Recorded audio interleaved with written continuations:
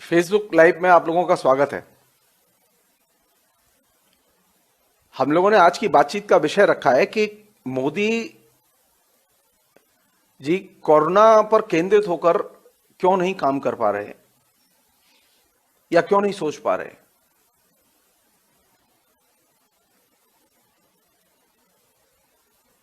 जिन देशों में कोरोना का संक्रमण अभी लगातार तेजी से संप्रसारित हो रहा है, बढ़ रहा है,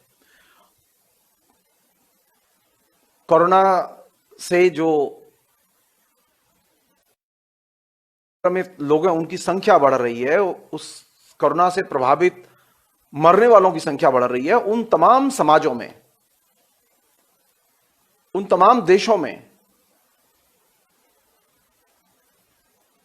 सरकारें एक ही चीज पर केंद्रित हैं कि वे किसी भी तरह से कोरोना के खिलाफ में क्या क्या किया जा सकता है।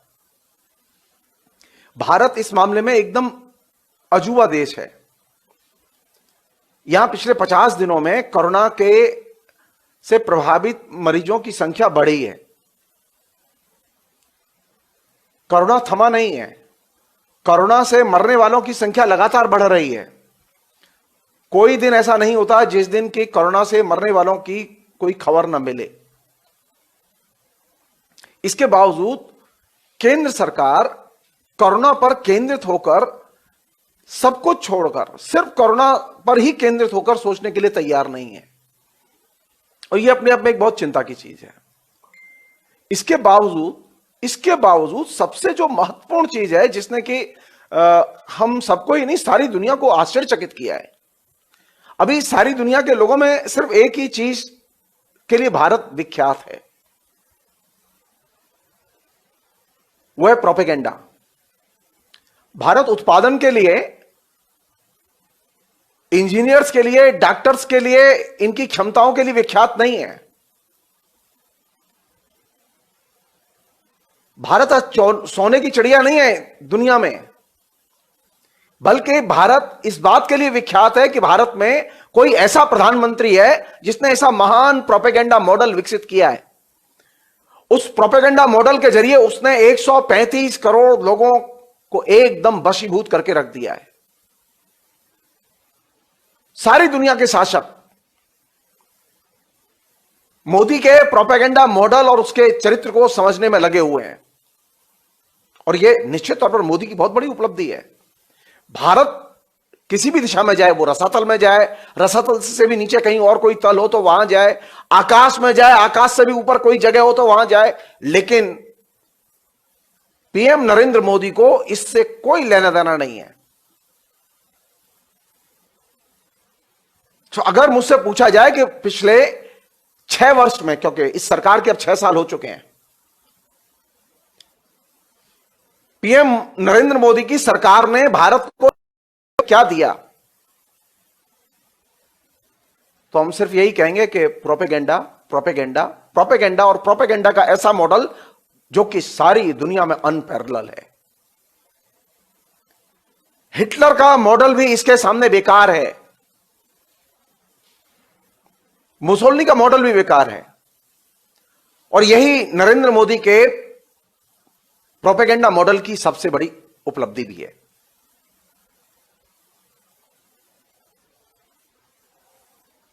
नरेंद्र मोदी ने कोई के प्रोपेगेंडा मॉडल के जरिए कहीं कोई दंगे नहीं कराए।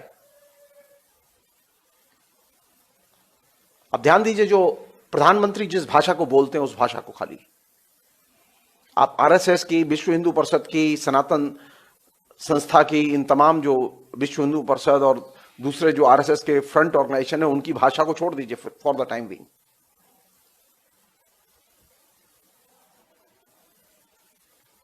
पीएम नरेंद्र मोदी ने एक ऐसा मॉडल विकसित किया है जो कि डेवलपमेंट के प्रोपेगेंडा के सारे मॉडल्स का अतिक्रमण कर गया, और प्रोपेगेंडा में अब हम सबको मजा आने लगा है, हम उसके नशे में रहते हैं।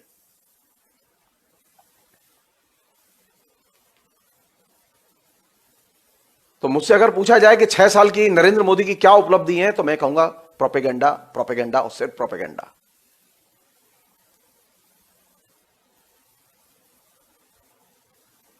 प्रोपेगेंडा को एक दैनंदिन डिस्कोर्स का हिस्सा बनाना, दैनंदिन पास टाइम बनाना और एकदम नशे में कन्वर्ट करना, वो एकदम अफीम के नशे की तरह है। आप यहां से देखिए थोड़ी देर के लिए कि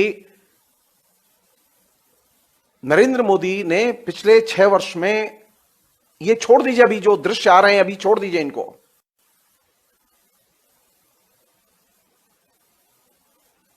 ये जो तबाही के दृश्य, जो लगातार जो सड़क पर रेंगती हुई मौतें आपको दिखाई दे रही हैं, के मजदूर जो एकदम एकदम रेंगते हुए दिखाई दे रहे हैं हिंदुस्तान की सड़कों पर।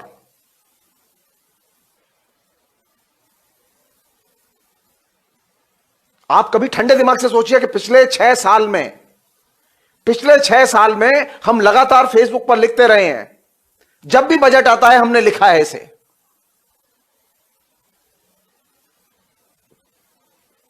नरेंद्र मोदी ने पिछले 6 वर्ष में अगर कभी मजदूर को एजेंडा बनाया हो तो आप देख के बताइए। नरेंद्र मोदी के किसी भी बजट में कभी भी असंगठित क्षेत्र के 60 करोड़ से अधिक जो मजदूर हैं वो कभी एजेंडे पे आए हो तो बताइए। तो जब आपने 6 वर्ष के शासन में कभी भी मजदूरों को, असंगठित क्षेत्र के मजदूरों को आपने एजेंडा ही नहीं बनाया, तो अचानक अब उनकी मौत अगर होने लगे तो आप क्या सोच रहे हैं कि नरेंद्र मोदी को जो पिछले 6 साल से लगातार एक टैबलेट की तरह खाते रहे लोग, वे मजदूरों की तरफ देखेंगे? वे मजदूरों के बारे में सोचेंगे? लगातार जो मीडिया लगातार नरेंद्र मोदी की विकास योजनाओं की टैबलेट हमारे गले में उतारता रहा है और उसने कभी पलट के सवाल नहीं किया। पिछले 6 वर्ष में कभी भी सवाल नहीं किया हम नरेंद्र मोदी से कि आपके एजेंडे पे मजदूर क्यों नहीं है। तो आज अगर मजदूर मरने कगार पर पहुंच गए हैं, मुझे कोई आश्चर्य नहीं लग रहा है। मुझे मध्यवर्ग के लोग नहीं बोल रहे हैं तो इसमें भी कोई आश्चर्य नहीं लग रहा है।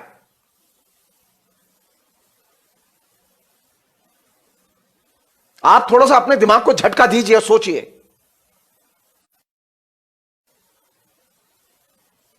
कि आपने विकास के जिस नायक का निर्माण किया, विकास के नायक ने जो योजनाएं, जो बजट पिछले 6 वर्ष में 6 बजट पेश किए, उस सारे के सारे बजट में मजदूर कहीं नहीं था। और यही वजह कि नरेंद्र मोदी कभी भी मजदूरों को संबोधित नहीं करते।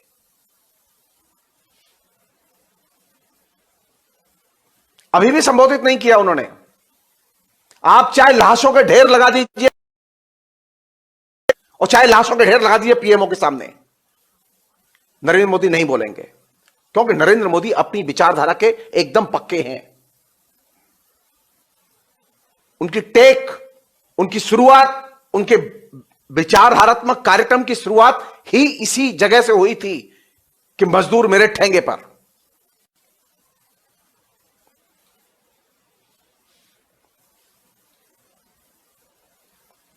उनके विचारधारात्मक अभियान की शुरुआत ही इसी बात से हुई थी कि लोकतंत्र मेरे ठेंगे पर।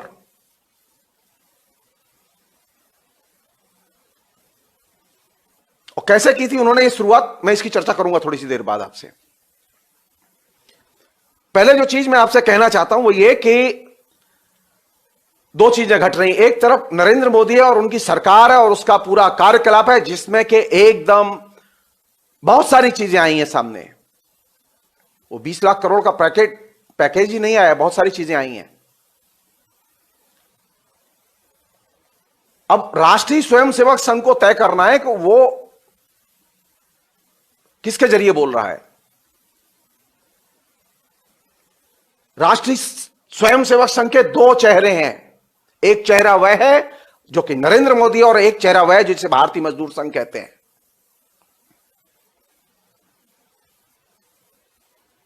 मेरा राष्ट्रीय स्वयंसेवक संघ के लोगों से सीधे सवाल है कि वे तय करें कि उनका चेहरा कौन सा है। वे भारतीय मजदूर संघ के चेहरे को जानते हैं और मानते हैं, या नरेंद्र मोदी के चेहरे को जानते और मानते हैं।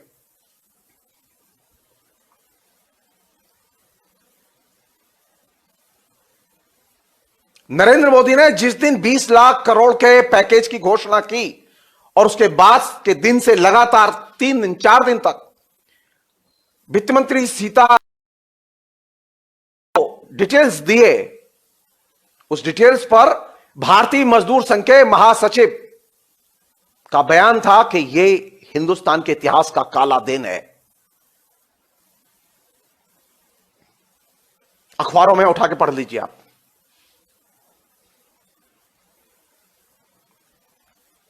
ब्रजेश उपाध्याय नाम है उन सज्जन का जो भारतीय मजदूर संघ के महासचिव हैं।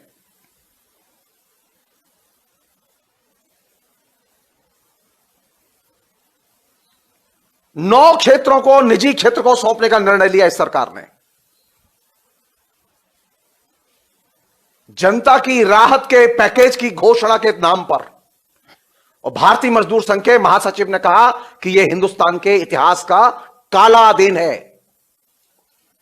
हम जानना चाहते हैं कि राष्ट्रीय स्वयंसेवक संघ के लोग नरेंद्र मोदी की जबान से बोल रहे हैं या वो भारतीय मजदूर संघ के लोगों की जबान से बोल रहे हैं।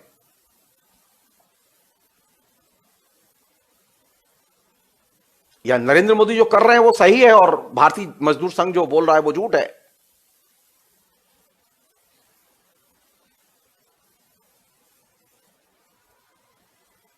छोड़ दीजिए कम्युनिस्टों ने क्या कहा, राहुल गांधी ने क्या कहा, सबको छोड़ दीजिए।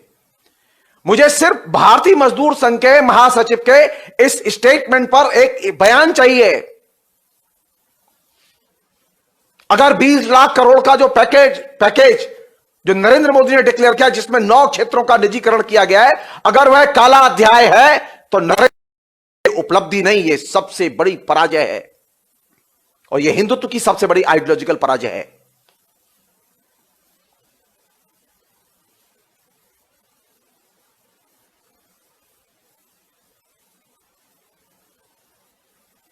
हिंदुत्व की विजय के नाम पर नरेंद्र मोदी आए थे और निजीकरण के नाम पर अब हिमालय की श्रृंखलाएं चढ़ रहे हैं।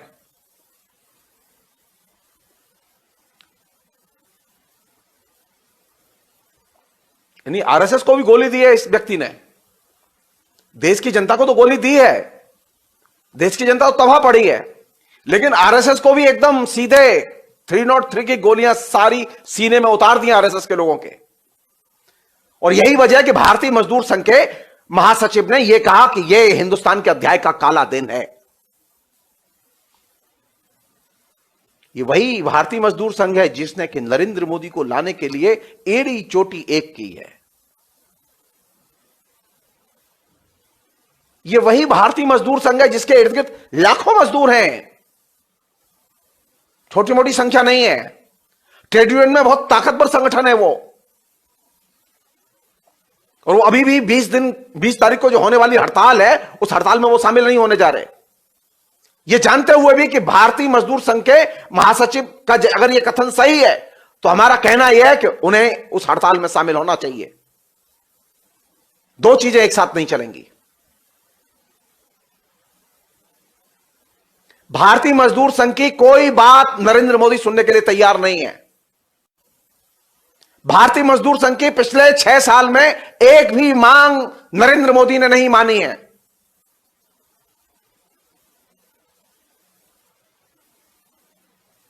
और सबसे विपत्ति के समय, जिस समय जनता के ऊपर एकदम विपत्तियों का पहाड़ गिर पड़ा है, उस समय निजी क्षेत्र के लिए 9 सरकारी क्षेत्र खोल दिए गए। और उसमें सबसे मजेदार क्षेत्र सुन के आप भी चौंक जाएंगे, बिजली उत्पादन कंपनियों को घर बैठे 90,000 करोड़ रुपया पहुंचाया जा रहा है। कोई काम नहीं किया उन्होंने। वो लोग आके बोले कि हमारे पास पैसे की कमी है, पैसा दो। वो कहीं बिजली का खंभा लगाने के लिए पैसा नहीं मांग रहे, वो कह रहे पैसे की कमी है, जैसे उनका बेटा हो कि हाथ खर्च के लिए पैसा चाहिए। कितना पैसा? 90,000 करोड़ रुपया। और हिंदुस्तान की जनता को राशन बांटने के लिए, हिंदुस्तान की जनता को 7,500 रुपया या 7,000 रुपया, अजीम प्रेमजी यूनिवर्सिटी के जो रिसर्चर है वो कह रहे थे कि 7,000 रुपया प्रति परिवार दिया जाए, और रघुराम राजन ने कहा कि 7,500 दिया जाए, कांग्रेस कह रही है 7,500 दिया जाए डायरेक्ट, और इससे मात्र आपके ऊपर सिर्फ 65,000 करोड़ रुपए का बोझ आएगा।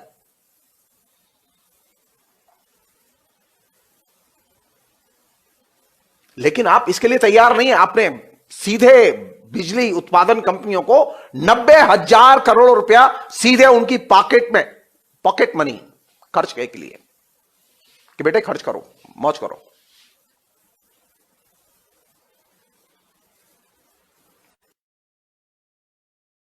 नरेंद्र मोदी जो बोलते हैं उसकी भाषा को गंभीरता से समझने की जरूरत है।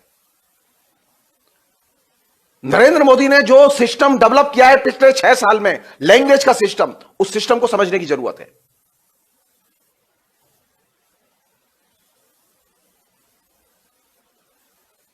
एक और चीज है जिसे समझने की जरूरत है, वो बहुत इंपॉर्टेंट है। एक अभी नरेंद्र मोदी की हम चर्चा करेंगे, थोड़ा सा रोक के। अभी लॉकडाउन की घोषणा का सबसे पहला प्रतिवाद किसने किया? सिर्फ मजदूर, मजदूर और मजदूर। ये मजदूर निकल पड़े।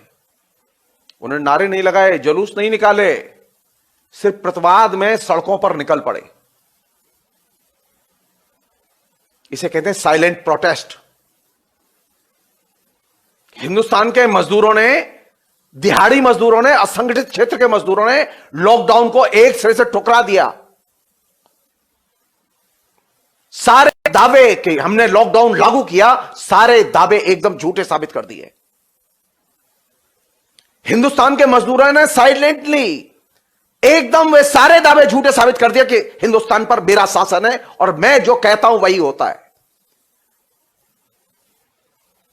मजदूर अभी थम के नहीं दे रहे, वो एकदम असहाय, एकदम कुछ नहीं है उसके पास में, लेकिन वो थम के नहीं दे रहे, वो लगातार वो रूल्स ब्रेक कर रहे हैं। और ठीक वैसे ही रूल्स ब्रेक कर रहे हैं साइलेंटली, जैसे कश्मीर की जनता ने किया था। हिंदुस्तान की जनता, हिंदुस्तान का मजदूर एकदम गांधीयन तरीके से सरकार की जन विरोधी और हृदयहीन नीति का विरोध कर रहा है। मजदूरों का जो ये मरना है, ये मरना नहीं है, ये उनकी शहीदाना हरकत है, ये कुर्बानी है उनकी।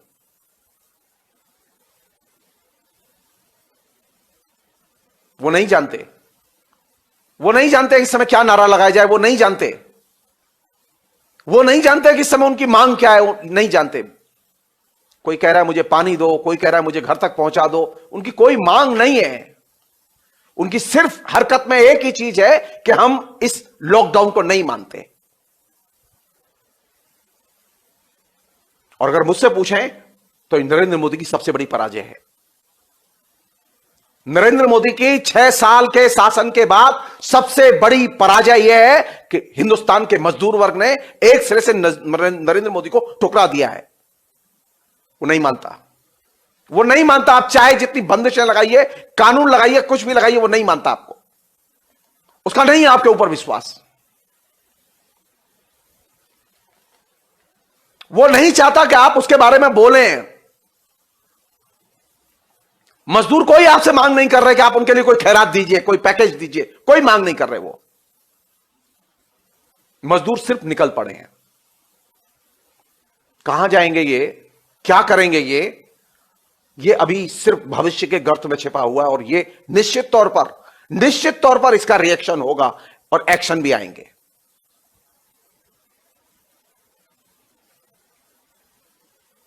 हमने अपने इसी बातचीत में पहले भी कई बार यह बात रखी है आपके बीच में कि जहां इतने बड़े पैमाने पर लोग निकल रहे हैं और आ रहे हैं, क्या परेशानी है नरेंद्र मोदी को निकल के आने में और एक सांत्वना देने में, एक सामान्य सा सांत्वना देने वाला एक बयान देने में? क्या परेशानी है राजनाथ सिंह को और दूसरे कैबिनेट मिनिस्टर को कि वो मौके पर जाएं और लोगों को संतोष और सांत्वना दें और भरोसा दें कि आप घबराइए मत।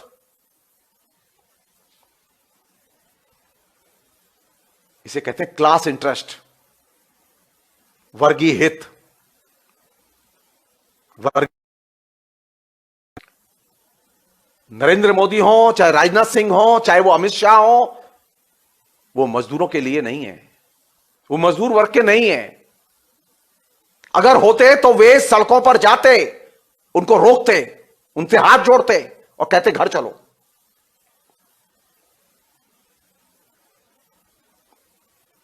बल्कि उल्टा हो रहा है। अभी आप कोई व्यवस्था नहीं कर रहे, लगातार जगह जगह से अव्यवस्था की, असुरक्षा की, मजदूरों की मृत्यु की, लगातार मृत्यु मृत्यु और मृत्यु, इसकी खबरें।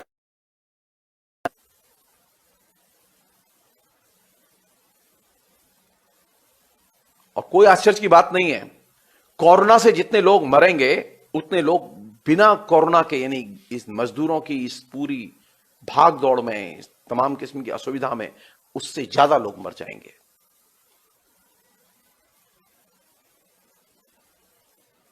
600 से ऊपर आंकड़ा पार हो चुका है अभी, और यह आंकड़ा बढ़ ही रहा है, घट नहीं रहा है।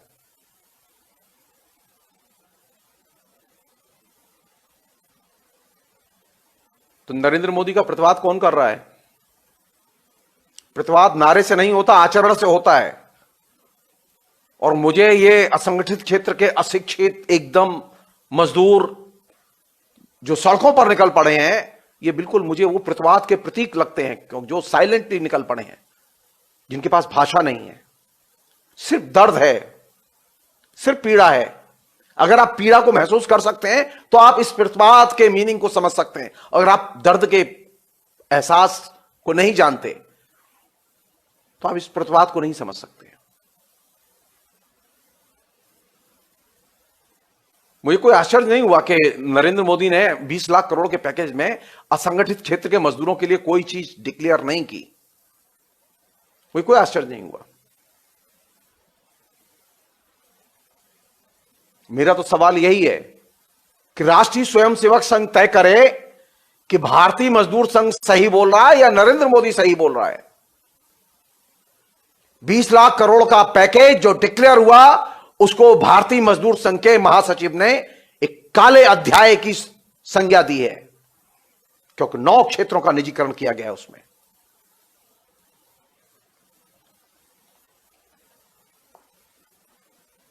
मैं तो उन सभी से अनुरोध करूंगा अपनी तरफ से, आरएसएस के लोगों से, कि वो सड़कों पर निकलें, वो नरेंद्र मोदी का प्रतिवाद करें, और ठीक वैसे ही प्रतिवाद करें जैसे आसाम में किया था। आसाम में इलेक्शन जीतने के बाद भी नागरिकता कानून को लागू करने के बारे में मुख्यमंत्री कमिट नहीं कर पाया, क्योंकि जनता सड़क पर निकल पड़ी थी। और गली गली, मोहल्ले मोहल्ले में जो आरएसएस के लोग थे, बीजेपी के लोग थे, वे मजबूर थे जनता के साथ खड़े होने के लिए। तो वहां के मुख्यमंत्री ने घोषणा की कि मैं अपने राज्य में नागरिकता कानून को लागू नहीं करूंगा। अभी सारा देश ये डिमांड करता है कि आरएसएस के लोग अपनी खोल से निकलें और नरेंद्र मोदी को समर्थन देना बंद करें। तो नरेंद्र मोदी ने अभी जो रास्ता पकड़ा है वह हिंदुत्व की ओर नहीं जाता, वह सनातन हिंदू धर्म की ओर नहीं जाता, वो आरएसएस की ओर भी नहीं जाता। नरेंद्र मोदी के भाषण और नरेंद्र मोदी के नीतिगत आचरण आरएसएस की आइडियोलॉजी, जो इसका कि आरएसएस भारतीय मजदूर संघ और स्वदेशी जागरण मंच की तरफ से प्रचार करता रहा है, उसके दृष्टिकोण के भी खिलाफ जाता है।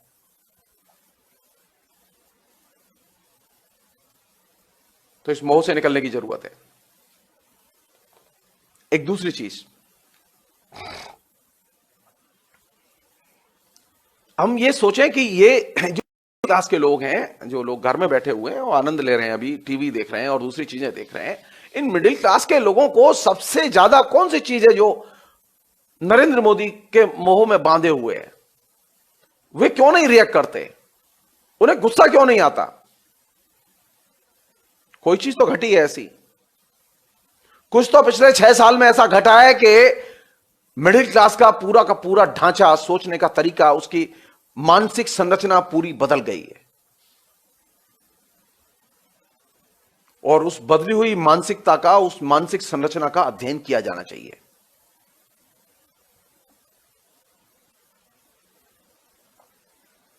नरेंद्र मोदी के प्रचार ने सबसे पहला काम यह किया कि उसने सोचने के और खासतौर पर विचारों के संदर्भ में सोचने की जो आदत थी शिक्षित वर्ग की, उस आदत को सस्पेंड कर दिया। अब मध्य वर्ग के लोग, शिक्षित वर्ग, विश्वविद्यालय कॉलेज से पढ़कर निकले हुए लोग या वहां पढ़ने वाले लोग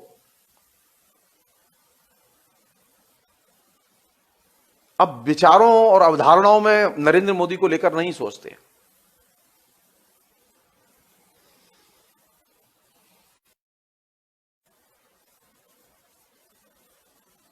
किस पर सोचते हैं वो, किस पर विश्वास करते हैं? कंप्यूटर और मोबाइल पर विश्वास करने के कारण एक ऐसी स्थिति भी पैदा हुई है कि अगर कंप्यूटर और मोबाइल में अगर गलत सूचनाएं भी आ रही हैं तो ये मध्य वर्ग के लोग उस पर भी विश्वास करते हैं। ये जो अपने जीवन के जो साक्षात रियल एक्सपीरियंस हैं उस पर विश्वास नहीं करते। अगर आप किसी से कहें कि भाई जरा देख लो ये मजदूरों के साथ क्या हो रहा है, तो वो उस पर विश्वास नहीं करते। वे अपनी अनुभूति पर विश्वास नहीं करते। और ये जो शिफ्ट है, ये शिफ्ट बहुत खतरनाक है। नरेंद्र मोदी को इसका श्रेय जाता है सामान्य मध्य वर्ग के शिक्षित लोगों को, पढ़े लिखे लोगों को, जो बुद्धिजीवी थे, उनको उसने अवधारणाओं में सोचने से एकदम वंचित कर दिया है। अब जानते हैं हम लोग जनता नहीं है। आप याद कीजिए, जिस बात को आप हंस के कहते हैं मैं उसे गंभीरता से ले रहा हूं। नरेंद्र मोदी के संबोधन का पहला शब्द याद कीजिए।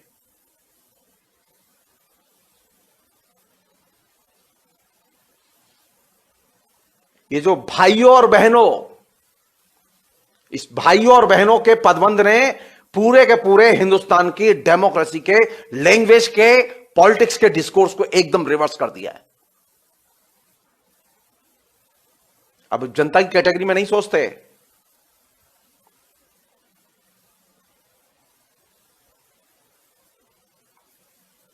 अब आप देश के बारे में सोचते हैं, लोकतंत्र के बारे में नहीं सोचते। नरेंद्र मोदी किसके लिए काम कर रहे हैं? भाइयों और बहनों के लिए काम कर रहे हैं। उसमें जनता नहीं आती, जनता का कॉन्सेप्ट ही नहीं आता। ये फर्स्ट टाइम एक ऐसा प्रधानमंत्री हमारे सामने आया है जिसने कि जनता के कॉन्सेप्ट को पॉलिटिकल डिस्कोर्स से ठेल के बाहर कर दिया है।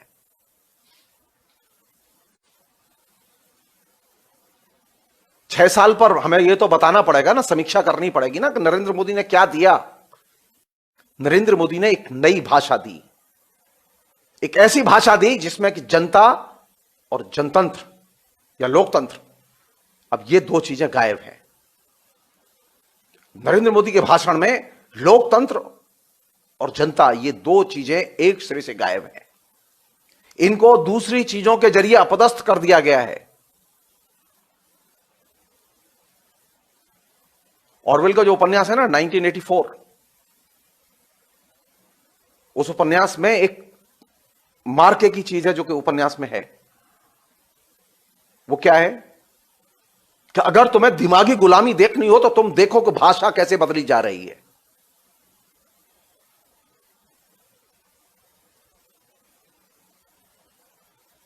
आखिर हमने एक ऐसा संसार रचा है, पिछले 6 साल में हमारे प्रधानमंत्री ने एक ऐसा भाषिक संसार रचा है जिसमें कि जनता नहीं होती, भाई और बहनों होते हैं। अब आप सोचिए, आप ठंडे दिमाग से सोचिए कि अब आप किस गर्त में जाके पड़े हैं। आपने बड़ी मुश्किल से लोकतंत्र को और जनता के पदबंध को आपने एक्वायर किया था, अर्जित किया था। आपने 150 साल लड़ाई लड़ी इसके लिए, बहुत कुर्बानियां दी आपने। आपने संविधान बनाया, संविधान बनाने के बाद में इसको जनप्रिय बनाने के लिए आपने 65 साल मेहनत की। और नरेंद्र मोदी ने बहुत ही सुचिंतित ढंग से, आरएसएस ने बहुत सुचिंतित ढंग से जनता और लोकतंत्र इन दो पदबंधों को ठेल के बाहर कर दिया, पूरे डिस्कोर्स से बाहर कर दिया। इसलिए अब नरेंद्र मोदी जनता पर नहीं बोलते।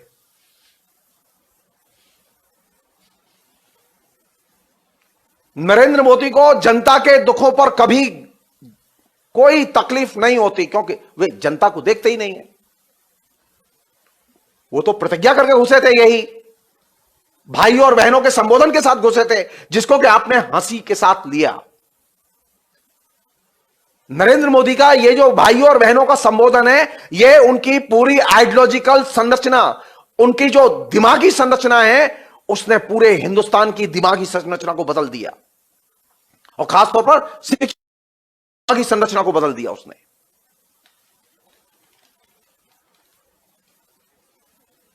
तो नई चुनौती कहां है?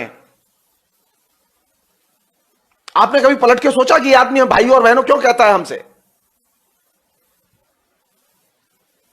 हम नागरिक हैं, हम जनता हैं, हम भाई और बहन नहीं हैं।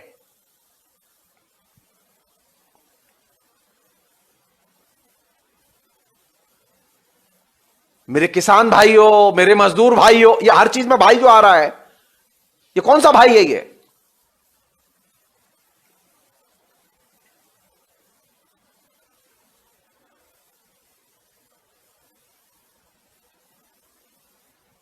तो नया जो संसार है, जो नई जो भाषा है, उसने नई एक मानसिक संरचना मिडिल क्लास की तैयार की है।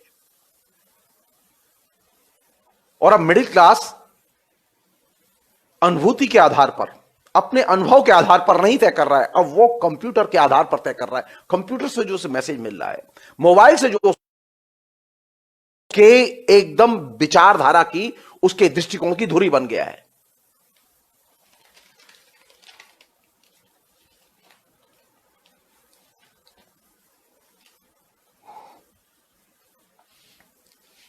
दूसरी चीज जो इस पूरे के मेंटल स्ट्रक्चर को बनाने में जो नरेंद्र मोदी ने मेहनत की है, नरेंद्र मोदी ने बहुत मेहनत की है, इसमें कोई दुराई नहीं है। मैं उनकी लेवर को मैं कम करके नहीं देख रहा हूं। नरेंद्र मोदी जब कोई सूचना फेंकते हैं तो वो सिर्फ एक बार नहीं आती, लगातार वो रिपीट करती है, पुनरावृत्ति होती है उस सूचना की। और वह सूचना की पुनरावृत्ति के साथ साथ एक चीज और आती है, वो ये कि ध्यान हटाने के लिए इश्यूज आते हैं, नए इश्यूज आते हैं। तो दो काम एक साथ चलते हैं। जब नरेंद्र मोदी बोलते हैं तो फिर उसकी पुनरावृत्ति होती है, और लगातार पुनरावृत्ति होती है, और तब तक पुनरावृत्ति होती है जब तक कि आप एक्सेप्ट न कर लें। और कभी कभी वो, जैसा कि मैंने पिछली एक बातचीत में कहा था, कि वो एक शिक्षक की तरह व्यवहार भी करते हैं। वो सिखाने के लिहाज से अपनी राय रखते हैं। सुझाव के तौर पर लॉकडाउन में उनके जो चारों भाषण है ना, वो सुझाव वाले भाषण है, और आपकी बिल्कुल जमीन निकाल दी है सुझाव दे दे के।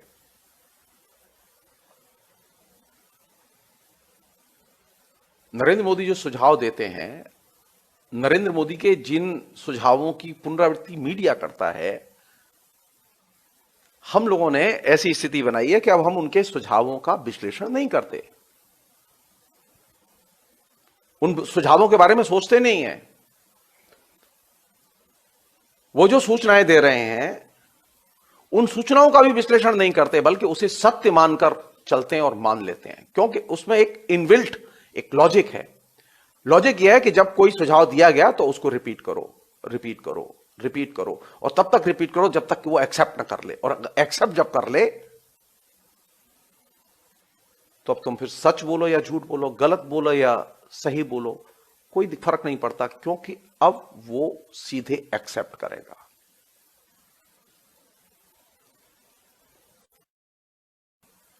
प्रोसेस, मध्यवर्ग के दिमाग की, शिक्षित मध्यवर्ग के दिमाग की निर्मिति का जो ये प्रोसेस, नरेंद्र मोदी ने एडॉप्ट किया, वह प्रोसेस समझने की जरूरत है।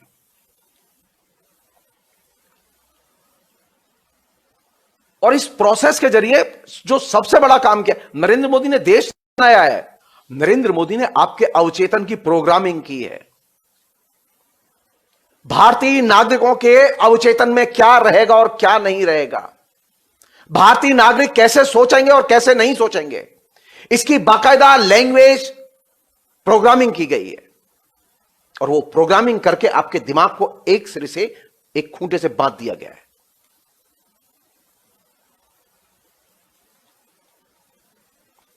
आप ये मत सोचिए कि उनको उमंग आती है, उचंग आती है और वो चले आए। जैसे हमें उचंग आती है, हम चले आते हैं। हमें कोई योजना नहीं बनानी पड़ती कि इसका क्या असर होगा, कौन मानेगा कि नहीं मानेगा, क्या परिणाम निकलेंगे इसके, क्योंकि हमारा मन है कि हम बोल रहे हैं, क्यों खाली बैठे हैं। नरेंद्र मोदी खाली बैठे होंगे तब भी नहीं बोलेंगे। उन्हें बोलने के पहले बहुत प्लान करना पड़ता है, क्योंकि उन्हें देखना होगा कि अवचेतन के किन किन हिस्सों को वो संबोधित करें और किन किन हिस्सों को संबोधित न करें। नरेंद्र मोदी ने बाकायदा एक संरक्षक की तरह, जिसे हम लोग अधिनायकवादी कहते हैं पॉलिटिकल लैंग्वेज में, एक संरक्षक की तरह, एक अधिनायकवादी की तरह प्रचार का एक मॉडल एडॉप्ट किया, जिसने कि आपके दिमाग की प्रोग्रामिंग की है, आपके अवचेतन की प्रोग्रामिंग की है। प्रोग्रामिंग अभिशप्त और बाध्य हैं। आप चाहे जितने वीर रहें, आप उठा के देखिए, नरेंद्र मोदी के हर एक्शन के बाद 4 नए लोग उसे मिले हैं, जो कल तक नरेंद्र मोदी का विरोध करते थे, लेकिन अब जो नरेंद्र मोदी ने नया एक्शन लिया, उसके बाद में वो नरेंद्र मोदी के साथ चले गए। जो कल तक सेक्युलर था, वो 6 साल में एकदम घोर कम्युनल बन चुका है, बिना किसी लॉजिक के।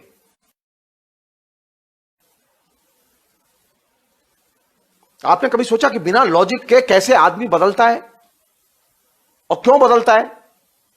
वो इसलिए बदलता है क्योंकि उसके दिमाग की संरचनाओं की प्रोग्रामिंग कर दी गई है, उनको बाकायदा विधागत तौर पर उनको रचा गया है और तय किया गया है कौन सी चीज इसके दिमाग में जाएगी और कौन सी चीज नहीं जाएगी। ये कैसे सोचेगा, कब सोचेगा, नहीं सोचेगा तो कौन सी चीज नहीं सोचेगा, ये सब चीज तय कर दी गई है। और इस प्रोग्रामिंग में आरएसएस के प्रमुख भी ध्वस्त पड़े हैं। ऐसा नहीं है कि हम और आप ध्वस्त पड़े हैं। अगर भारतीय मजदूर संघ के महासचिव की बात सच है कि कहा कि ये हिंदुस्तान के इतिहास का काला दिन है, तो आपने क्या आरएसएस के सरसंघ चालक मोहन भागवत का बयान देखा कहीं? आपने कभी कहीं किसी भी नेता का बयान देखा जो कि नरेंद्र मोदी की कैबिनेट में है? क्या आपने? नहीं। ये प्रोग्रामिंग खाली ये सिर्फ जनता की नहीं हो रही है, बल्कि ये बीजेपी के नेताओं की भी हो रही है।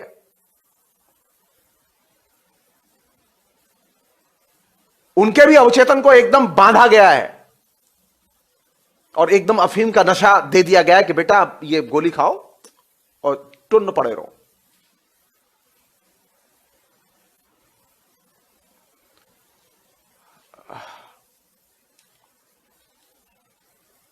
अब जितनी भी सूचनाएं, जितने भी प्रपोजल्स, देखिए सरकार ने 20 लाख करोड़ का पैकेज डिक्लेयर किया ना, तो वो प्रपोजल्स हैं जो भविष्य में कैरी आउट होने हैं।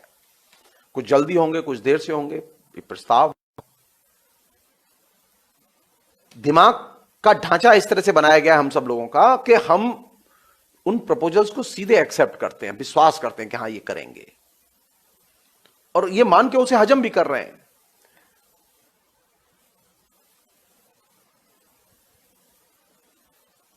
और इसमें एक चीज इनडायरेक्टली कल्टीवेट हो रही है कि नरेंद्र मोदी जी कुछ कर रहे हैं, और ये नरेंद्र मोदी जी कुछ कर रहे हैं, ये जो फीलिंग है ये लगातार इंटेंसिफाई हो रही है और घनीभूत हो रही है कि देखा, बंदा सोता नहीं है, देश के बारे में ही सोच रहा है। इतनी विपत्ति में भी बिजली सेक्टर, कोयला सेक्टर, तमाम एविएशन सेक्टर, तमाम सेक्टर्स के बारे में सोच रहा है। कितना विराट दिमाग है बंदे का भाई। देश के बारे में ऐसा सोचने वाला नेता तो कभी मिला ही नहीं।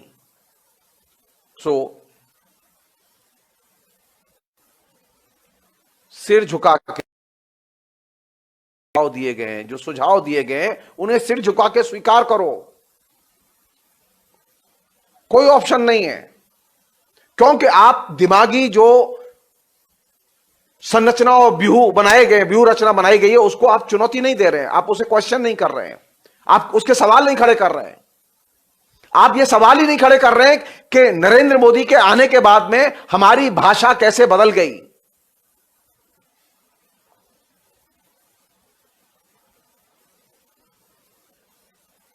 हमने लोकतंत्र की बजाय, लोकतंत्र की भाषा में बात करने की बजाय ये हमने भाइयों और बहनों की भाषा में बात कैसे शुरू कर दी। और अगर ये भाइयों और बहनों की भाषा में बात शुरू हुई है और देश आ गया है बीच में, लोकतंत्र नहीं है, तो जब देश आ जाएगा तो इस सिस्टम का क्या होगा। नरेंद्र मोदी की चिंता लोकतंत्र नहीं है, व्यवस्था, सिस्टम। नरेंद्र मोदी के भाषण उठाइए आप, लगातार वो सिस्टम को लेकर बहुत चिंतित है और सिस्टम को लेकर प्रश्न उठा रहे हैं। वो लोकतंत्र को लेकर चिंतित नहीं है। उन्होंने सिस्टम के कॉन्सेप्ट के जरिए, सिस्टम के पदबंध के जरिए लोकतंत्र को अपदस्थ कर दिया है।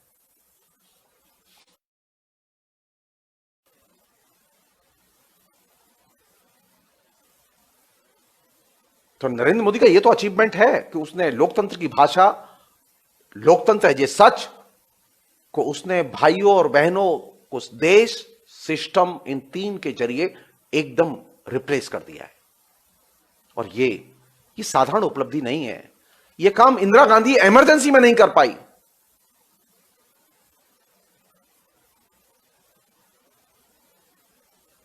बिना मासेकर के जेहन से लोकतंत्र को निकाल देना यह साधारण उपलब्धि नहीं है। अब आप देश के बारे में सोचते हैं, लोकतंत्र के बारे में नहीं सोचते। लोकतंत्र के बारे में सोचते होते तो आपको मजदूर दिखाई देते, आपको किसान दिखाई देते, आपकी भाषा अलग होती, पॉलिटिकल डिस्कोर्स ही अलग होता। लेकिन नरेंद्र मोदी ने बड़ी चालाकी से और पूरी व्यूह रचना के साथ में यह एक बड़ा 6 वर्ष में परिवर्तन किया है।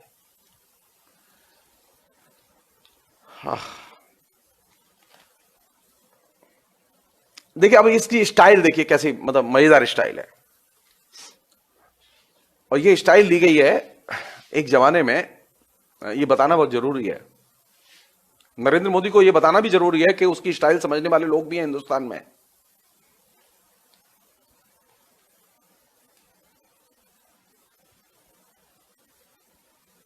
एक जमाने में अमेरिका में युवाओं में marijuana को जनप्रिय बनाने के लिए कदम उठाए गए, और वहीं जब वो एडिक्ट हो गए तो फिर उसके खिलाफ में कानून बनाने के लिए भी कदम उठाए गए। नरेंद्र मोदी की जितनी भी पेचीदा चीजें हैं जो कि व्यवहार में आ रही हैं, आइडियोलॉजिकली प्रोपेगेंडा की चीजें, मैं पहले इनिशियल जो मैंने एक लेक्चर दिया था, अब नरेंद्र मोदी का थ्रस्ट किस बात पर है? अब नरेंद्र मोदी का थ्रस्ट इस बात पर है कि अब जनता कुछ करे। क्या करे? जनता मास्क लगाए, जनता शारीरिक दूरी रखे,